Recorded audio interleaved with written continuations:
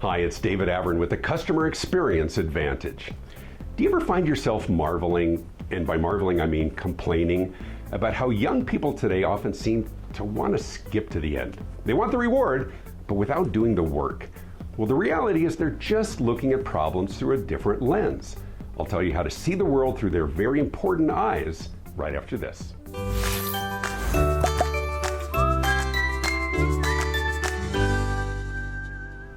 When I was in college in the early 1980s, we had several full-sized video arcade games in the lobby of my dorm. Now, I'd spent a lot of time in middle school and high school at the mall arcade, playing Pac-Man and Asteroids and Dig Dug and Centipede, but there were two machines that I obsessed over in college. Donkey Kong, the original one, and Robotron. I was obsessed. I wasted so much money on these stupid arcade games, 25 cents at a time. Honestly, it was a lot of fun, and I got pretty good at it. But the goal was to get a little bit farther in the games each time. Now, achieving the next level was a small victory, and it unlocked new challenges and graphics and bonuses. Of course, each level was also a little bit harder than the last one, and if you didn't keep up with it, you lost your skills. I can't even imagine what my dad would have said if he knew how much money I had spent and wasted on those full-sized arcade games just trying to beat each level.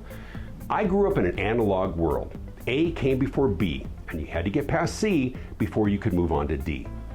Today's young people grew up in a very different world. First, they play their games at home, and there's no cost after you purchase the gaming system itself. You can play as many times as you want, over and over, and you can die over and over with no consequences. But the biggest change came about 20 years ago when cheat codes started appearing in online chat rooms. Now, gamers would find flaws in the system that would allow them to skip levels or beat opponents. These cheat codes were shared, and some of them even appeared in magazines. It's just like cheating on a test at school. You didn't have to earn your way to passing. You could cheat your way to the next level. Skip to today. Kids don't have to cheat to skip ahead. They just select the advanced level that they want. And the gaming companies allow players to choose the level or the locations that they want to play. Kids don't have to listen to an entire album or wade through an 8-track tape to get to their favorite song. They just buy one song, or they stream that one song that they want.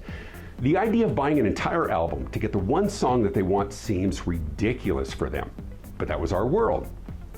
They don't want to work for 5 years for a company to get recognition or a promotion, or for 30 years to get a gold watch. They just go after what they want now. Waiting is stupid.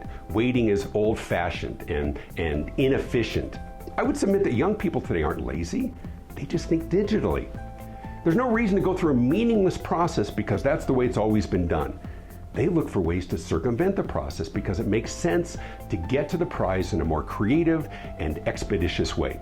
It's the same way they approach ordering or buying or contracting. If a process seems overly cumbersome, they will challenge you, or they'll look for a way to skip ahead.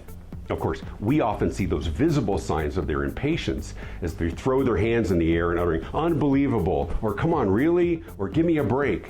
You know what they're really saying is, "This doesn't make sense."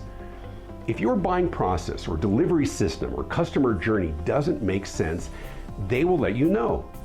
Actually, we all will. If your process was designed 2 decades ago, in an analog world, it might be time to revisit it.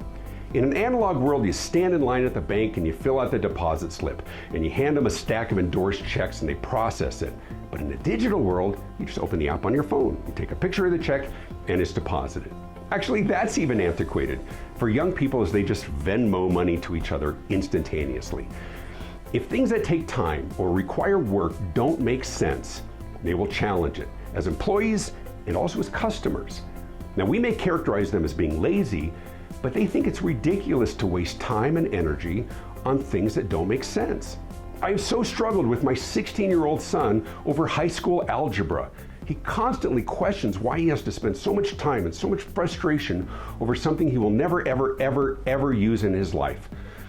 Honestly, I don't have a good answer for him, other than he's learning to do the things that he doesn't want to do. That his life will be filled with things that he has to do, but he doesn't want to do. That, in his mind, is ridiculous. But when it comes to choosing who to do business with, none of us have to buy from people or companies that we don't like. We don't have to suffer through maddeningly long, complicated voicemail menus or contact forms or try to look up Honeycrisp apples at a grocery store self-checkout menu screen among 23 different variety of apples when we know a trained checker could have done it for us in 3 seconds. We don't have to. We can choose another vendor who doesn't make us do things that we don't want to do. By and large, young people aren't lazy. They're efficient, they're creative. Sure, they're also impatient and demanding, but so are we. The reality is that they grew up and we've grown into a world that's no longer analog. It's digital. Here's why you do it. We tend to dismiss or get frustrated with our younger customers or employees because they seem impatient and entitled and averse to doing the hard work to get done what needs to be done.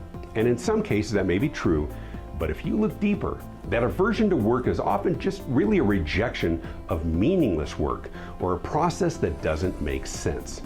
Here's why we hate it. We get frustrated at people who get frustrated at us. When someone challenges the way we do things, we think they're a complainer or overly demanding, or we think, oh, I'm so sorry that you don't want to follow the process just like everyone else. Yes, you are special and we need to do it your way. The TSA at the airport is notorious for that. But aren't most people getting frustrated at the airport security, just bristling at the process that's slow and cumbersome and too often doesn't make sense? Here's a better approach. Try to see the business through a digital lens. Does A have to come before B and so on? Is there a way for customers to get to who they want or what they want without going through an entire menu? In the pitch letters my team sends to speaking prospects, we include a lot of information about my subject, my background, and my approach. But at the very beginning of the letter it says, if you want to skip all the information below, just click on the link to watch David Avrin's preview video. You'll see in a few short minutes why he's one of the most popular customer experience speakers in the world today. It's an easy out.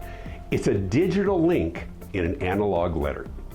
Give your customers a way to skip ahead to what they want. Then not only will they win faster, but you will too.